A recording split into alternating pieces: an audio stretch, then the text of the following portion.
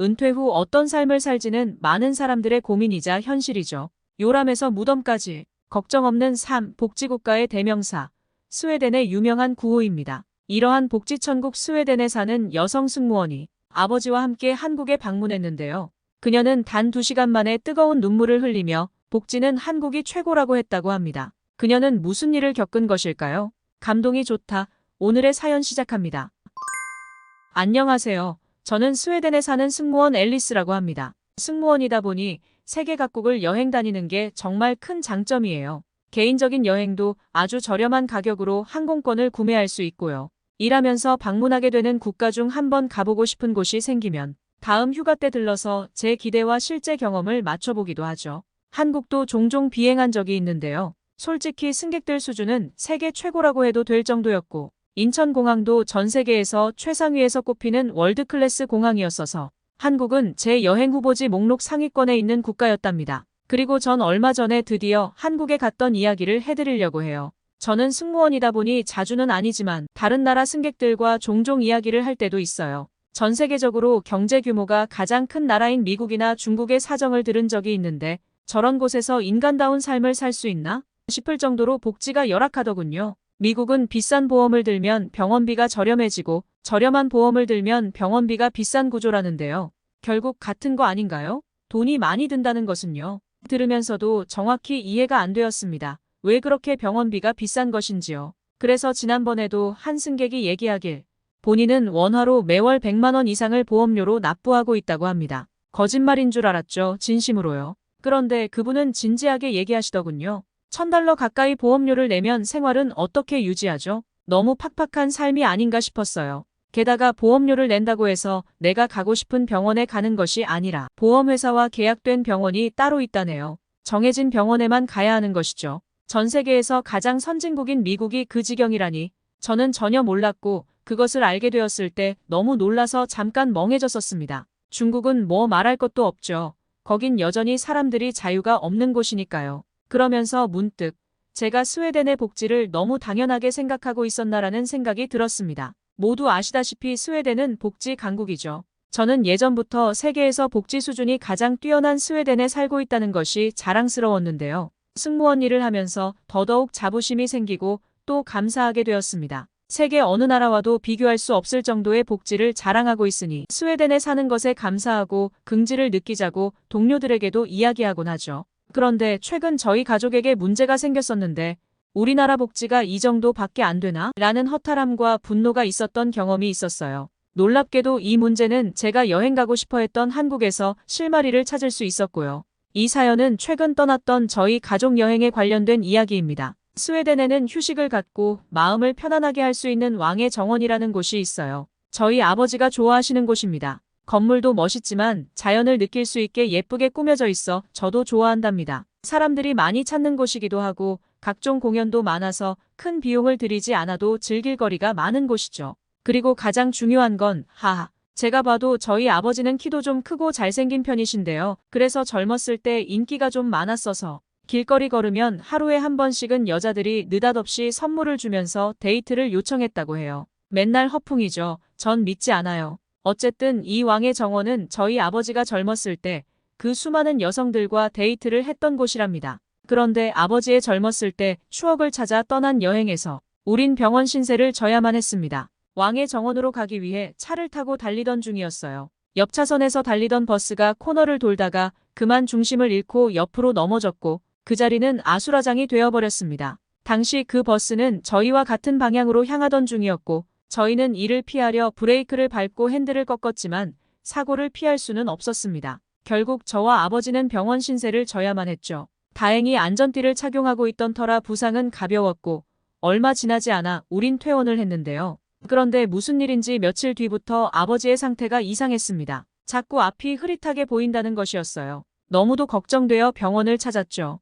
뇌 MRI 결과 안구 쪽에 살짝 이상이 있긴 한데 아무래도 정확한 것은 안과 전문의에게 문의를 해봐야 한다는 이야기를 들었습니다. 이야기를 듣자마자 안과를 들렀지만 안과에서 시력 검사를 받으려면 일주일은 기다려야 한다더군요. 사고로 눈에 이상이 있단 얘기를 들어서 하루하루가 급한데 무슨 일주일이에요. 정말 미치겠더군요. 하루하루가 지날수록 아버지의 상태는 급속도로 심각해졌어요. 근처에 있는 폰도 잘 못 찾으시고 일반적인 생활이 어려운 수준으로 상황이 악화됐어요. 결국 저는 급하게 휴가를 내고 아버지를 보살피기 시작했습니다. 그러던 중 시력 검사 예약을 했던 날이 다가왔고 아침 일찍 서둘러 아버지와 함께 병원을 향했죠. 기다렸던 일주일이라는 시간이 무색하게 시력 검사는 금방 끝났습니다. 하지만 검사했다고 해서 바로 원인을 듣지 못했습니다. 결과가 4일 뒤에나 나오기 때문이었죠. 시력 검사 결과가 나와야 당장 생활을 할 수 있도록 안경이라도 하나 맞출 텐데 아버지 시력에 맞는 안경을 맞추려면 그것도 최소 며칠 이상 시간이 소요될 상황이었죠.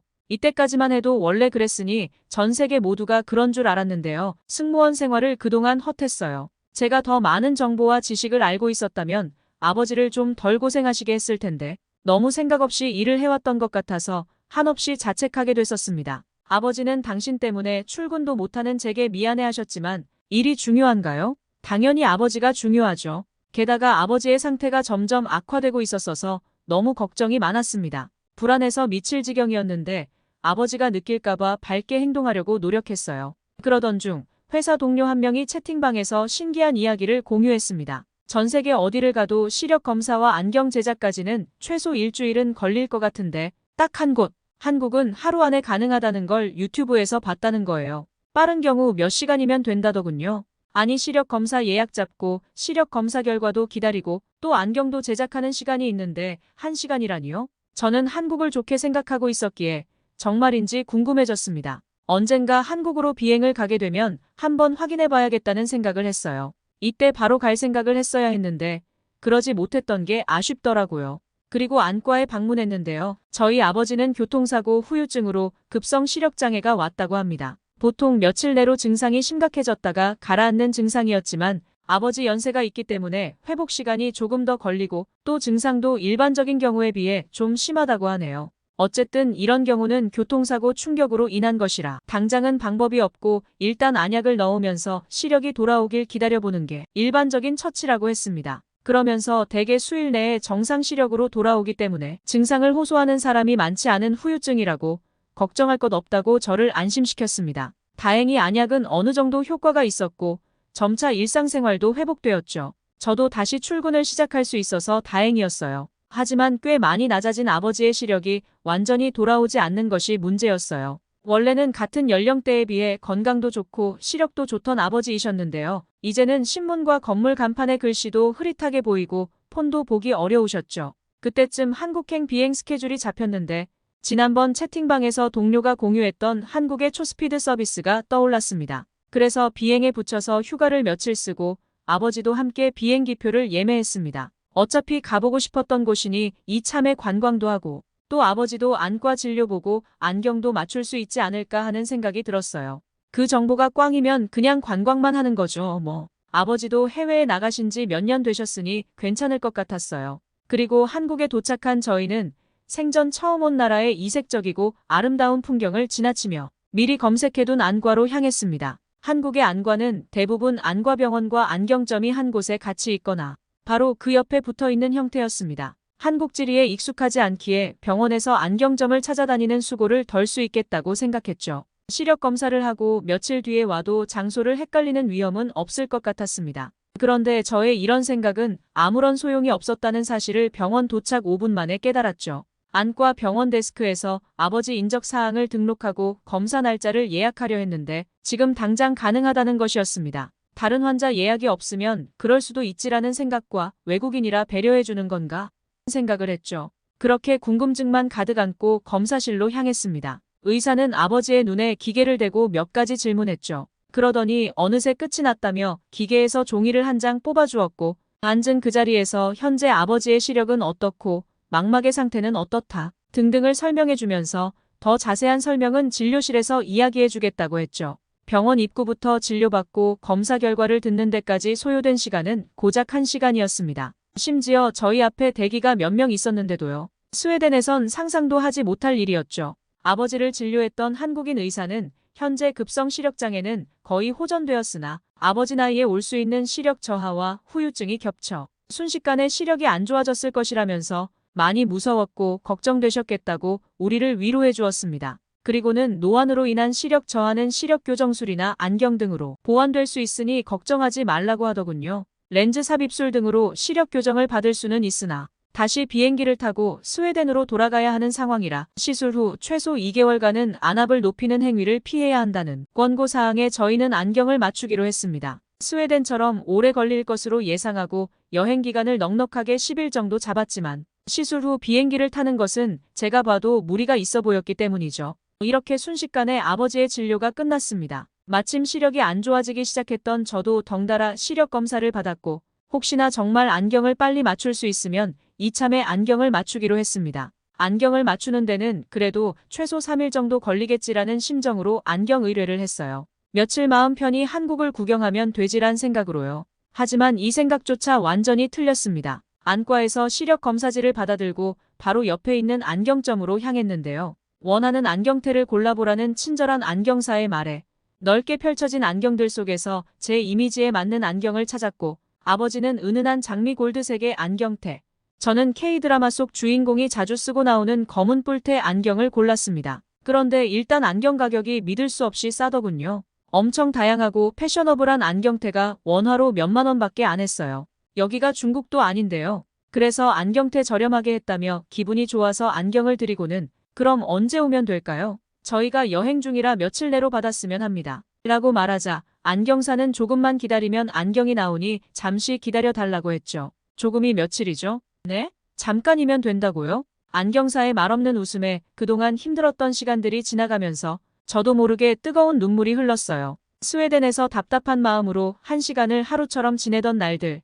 혹시라도 무슨 일이 생길까 이대로 있어도 괜찮나 불안한데도 아버지가 더 불안해하실까 말도 못하고 속만 끓이던 시간들. 그렇게 지내면서도 안경은 생각도 못했는데 한국에선 고작 30분도 안 됐는데 안경테를 받을 수 있었습니다. 안과 시력 검사에서 안경이 완성되기까지 총 2시간도 안 걸렸어요. 2시간의 기적. 이건 정말 어메이징한 일이었습니다. 이게 실제 지구 어딘가에서는 당연한 일이었다니요? 이 내용을 공유한 유튜버는 정말 제겐 신 같은 존재가 되었습니다. 그리고 동료 직원에게 채팅을 해야겠다는 생각에 저절로 웃음이 지어졌습니다. 알고 보니 한국은 굳이 안과를 가지 않더라도 안경사가 시력을 검사하고 안경을 만들 수 있는 자격이 있어서 안경점에서 시력 검사부터 안경까지 1시간 이내로 가능한 것이더라고요. 정말 스웨덴이었다면 이 과정을 거의 한두 달에 걸쳐서 최소 3번 이상은 왔다 갔다 했었을 거예요. 번거롭기도 번거롭고 시간도 오래 걸렸겠죠. 복지천국이면 뭐하나요?